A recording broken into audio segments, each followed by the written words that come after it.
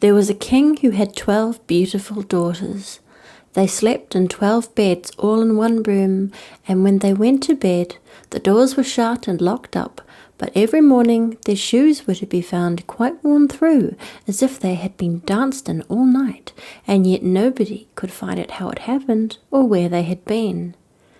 Then the king made it known to all the land that if any person could discover the secret and find out where it was that the princesses danced in the night, he should have the one he liked best for his wife, and should be king after his death.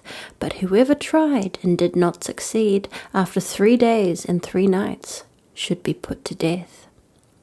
A king's son soon came.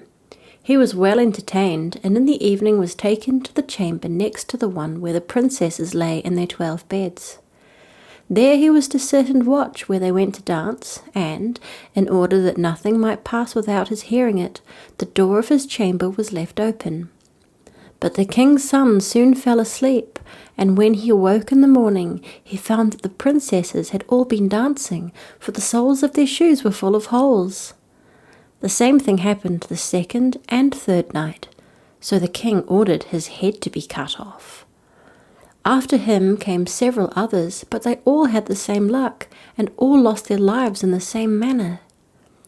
Now it chanced that an old soldier, who had been wounded in battle and could fight no longer, passed through the country where this king reigned, and as he was travelling through a wood, he met an old woman, who asked him where he was going.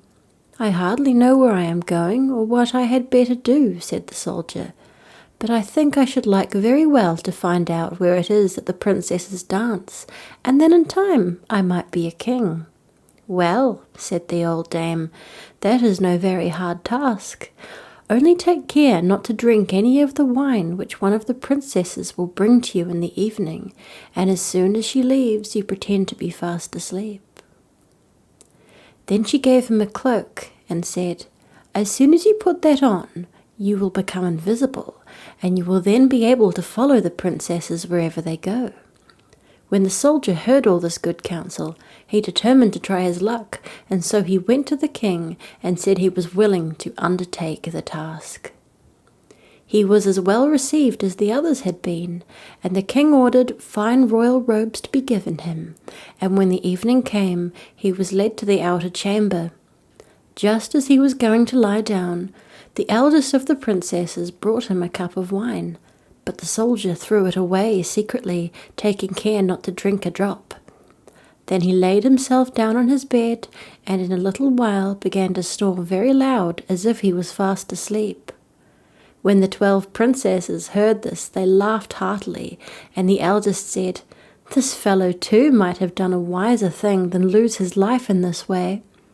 Then they rose up and opened their drawers and boxes, and took out all their fine clothes, and dressed themselves at the glass, and skipped about as if they were eager to begin dancing. But the youngest said, "I don't know how it is. While you are so happy, I feel very uneasy. I am sure some mischance will befall us." "You simpleton," said the eldest, "you are always afraid. Have you forgotten how many kings' sons have already watched in vain?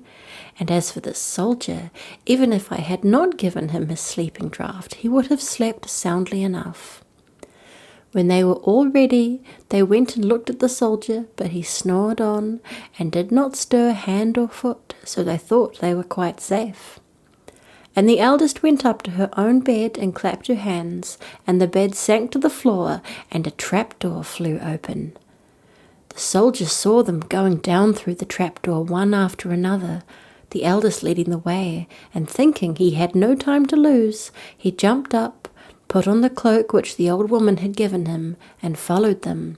But in the middle of the stairs he trod on the gown of the youngest princess, and she cried out to her sisters, "All is not right. Someone took hold of my gown." "You silly creature," said the eldest, "it is nothing but a nail in the wall."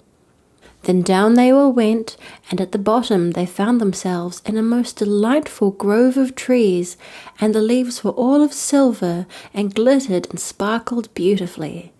The soldier wished to take away some token of the place, so he broke off a little branch, and there came a loud noise from the tree. The youngest daughter said again, "I am sure all is not right. Did you not hear that noise? That never happened before." But the eldest said, "It is only our princes who are shouting for joy at our approach." Then they came to another grove of trees where all the leaves were of gold, and afterwards to a third where the leaves were all glittering diamonds. And the soldier broke a branch from each, and every time there was a loud noise which made the youngest sister tremble with fear. But the eldest still said it was only the princes who were crying for joy. So they went on till they came to a great lake, and at the side of the lake there lay 12 little boats with 12 handsome princes in them, who seemed to be waiting there for the princesses. One of the princesses went into each boat, and the soldier stepped into the same boat with the youngest. As they were rowing over the lake, the prince who was in the boat with the youngest princess and the soldier said, "I do not know why it is, but though I am rowing with all my might, we do not get on so fast as usual, and I am quite tired. The boat seems very heavy today." "It is only the heat of the weather," said the princess. "I feel it very warm too." On the other side of the lake stood a fine illuminated castle, from which came the merry music of horns and trumpets.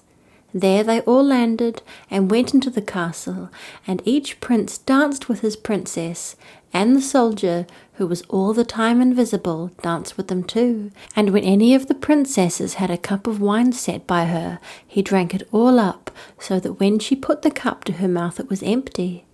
At this too, the youngest sister was terribly frightened, but the eldest always silenced her. They danced on till 3 o'clock in the morning, and then all their shoes were worn out, so that they were obliged to leave off. The princes rowed them back again over the lake, but this time the soldier placed himself in the boat with the eldest princess, and on the opposite shore they took leave of each other, the princesses promising to come again the next night.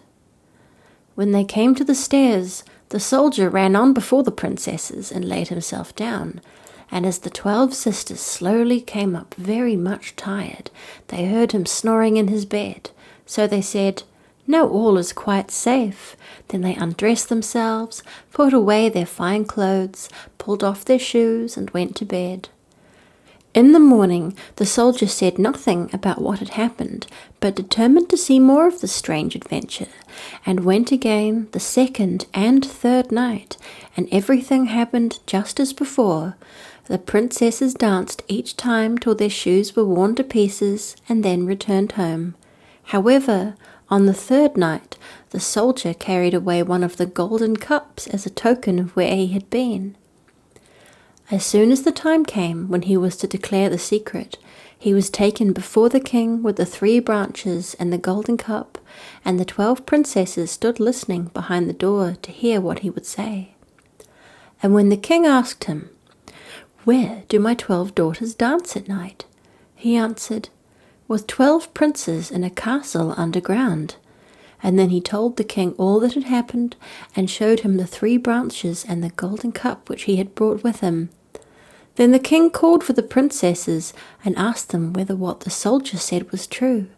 And when they saw that they were discovered, and that it was of no use to deny what had happened, they confessed it all.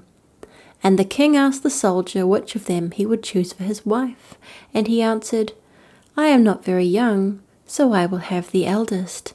And they were married that very day, and the soldier was chosen to be the king's heir.